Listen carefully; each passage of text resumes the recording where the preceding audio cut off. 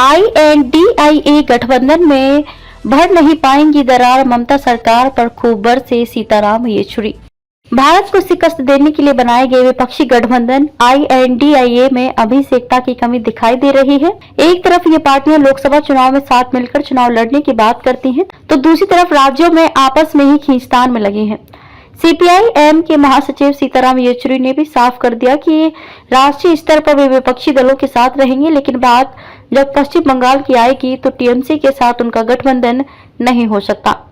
हावड़ा में हुई पार्टी की पश्चिम बंगाल समिति की बैठक के बाद के सीताराम येचुरी ने कहा, आज हमारा राजनीतिक और वैचारिक प्रोजेक्ट यही है कि सेक्युलर और लोकतांत्रिक सिद्धांतों की रक्षा की जाए और बेहतर भविष्य बनाया जाए।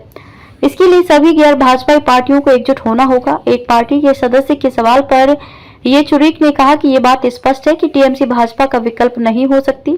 हमें केवल देश और यहाँ के लोगों को बचाने के बारे में विचार करना है। हमें भाजपा को राज्य और केंद्र की सत्ता से हटाना है। उन्होंने कहा कि TMC ने भाजपा की अगुवाई वाले NDA के साथ भी समझौता किया था, इसलिए आज ये स्थिति आ गई है। भाजपा और RSS पर अटैक करते हुए येचुरी ने कहा कि आप सामाजिक ढांचे पर हमला करते हैं, एक झूठे तंत्र में विश्वास करने के लिए बाध्य करते हैं। अंतर आस्था की वजह से ही फांसीवाद पैदा होता है। हालांकि उनको केवल उसी चीज की जरूरत है, वे लोगों का ध्यान बांटना चाहते हैं। हमें पता है कि दक्षिण पंथियों ने इस तरह का माहौल लोगों को गुमराह करने के लिए पैदा किया है।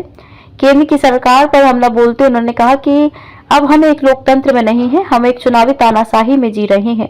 अमृत गलत हाथों में चला गया है, हम सबको वह अमृत लाना है। देश की जनता के हित के लिए यही आज भारत के लोगों का सबसे बड़ा कर्तव्य है। TMC पर लगे भ्रष्टाचार के आरोपों को लेकर येचुरी ने कहा कि पश्चिम बंगाल की मौजूदा सरकार लोकतंत्र विरोधी है, इसने लोकतांत्रिक चुनावों के पूरे तंत्र को खराब कर दिया है।